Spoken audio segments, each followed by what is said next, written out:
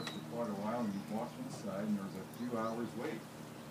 So he asked you, let's go to lunch. You went to Benihana's, and at Benihana's, you saw the Brandon and Brandon.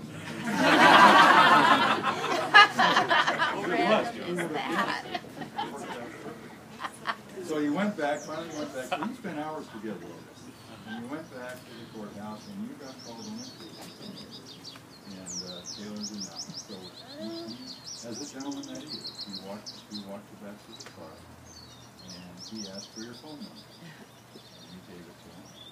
And then you left. And then he, about an hour later, he texted you. And he didn't want you to forget it. And in that moment, he said, or he texted you, and he said, have you hung anybody yet? Talking to jury duty. So, anyway, he went on a date shortly after that. Is that right? Yeah, I don't know about some of you, but I love this story because there's a lot of lessons in it. One, if you're single, jury duty would be a great venue. It's all the downtime. And Taylor, like I said, he's no fool. He seized the moment. He saw Kimberly sitting there, and he, carpe diem. See? And they had a quality time together, several hours together. They learned about each other before they even went on their first date, which is pretty unique. So, I love it. Good story. Okay, that leads me to, you're going to be husband and wife. And you have the title, but you really don't know what that means. You get a title of vice president, president, whatever, and you don't know how to do the job, but you have the title. Same thing with husband and wife. So we have a great picture of what love is.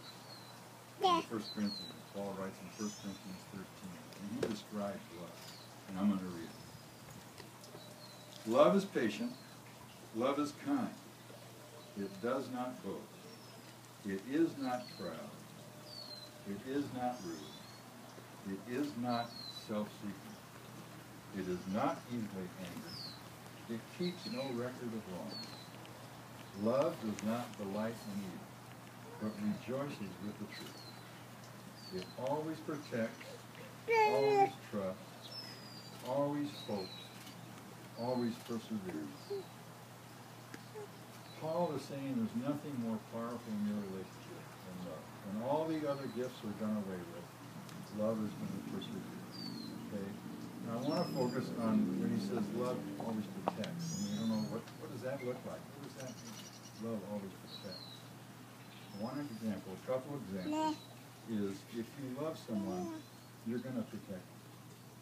And an example would be, say someone comes up and says, Taylor or Kimberly just told me. Well, instead of agreeing with them and saying, yeah, you're right, you don't want to do that. You want to protect them by saying, well, he or she is focused, or he has a lot on his plate, or her plate. And so you're not taking the critical path, which is sometimes easier to do. But you're protecting them by taking the higher road. That's protecting this.